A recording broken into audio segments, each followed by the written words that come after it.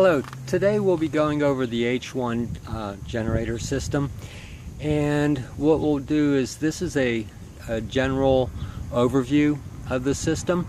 We'll be looking at the touchscreen, the generator, and the control board that manages the system, along with a few components that go on the engine to monitor and control the inject the hydrogen. So what we'll do is we'll start by turning on the vehicle. In this case we're using a Chevy with a 496 as a test model.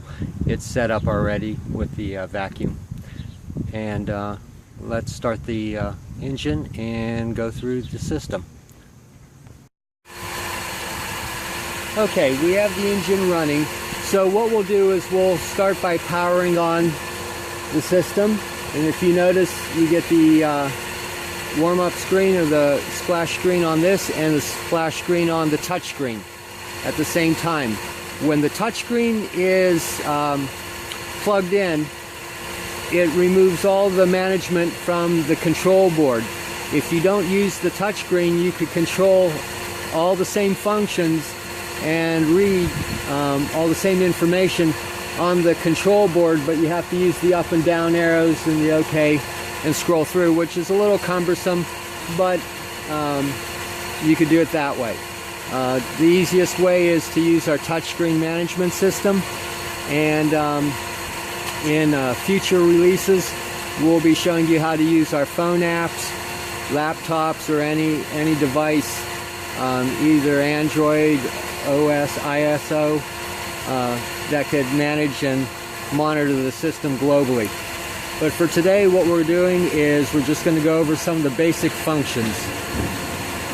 We have the generator, and it comprises of a pressure switch. It has water level sensors, it has temperature, it has backflow, and the control board monitors and manages the generator, so it produces so much hydrogen and at a certain pressure. It also controls the injector, which we'll show you on the screens there. We could set different amounts of hydrogen to go under different variations of loads. So it's a very flexible, manageable system.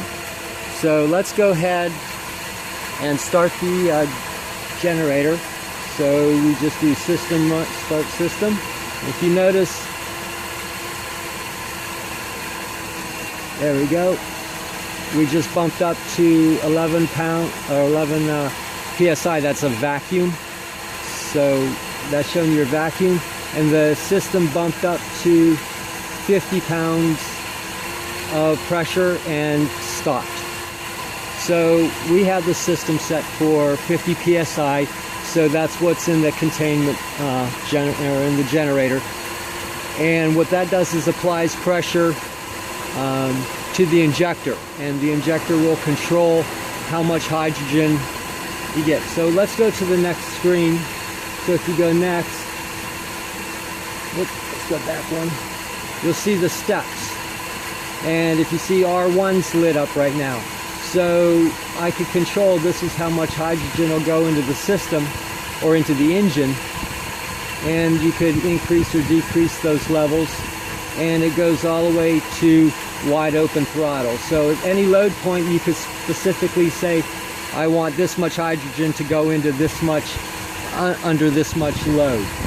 Very controllable. If you go to your next screen, this is, you could set up and do all your presets prior to starting. So by default we send you this, and this is how it's set up, but you could go in and tweak it. Now you could tweak this on the fly, so we could decrease our amount of hydrogen. If you notice how it goes down, and you could increase, so different loads we have, and then you would just save it, and that tells the injector under that condition, go ahead and put it. It's also linear, or scalable I should say, so it'll scale itself from one load range to the next load range, so it's going to put the difference in between those load ranges, and you could increase and decrease as you need. depending on what the engine requires. The rest of the system is basically, we have on the back, and we'll be going over and making more videos explaining every piece and what it exactly does. This is just an overview video to show you our system. We have water reservoir on the back, and we have a water pump that feeds the generator.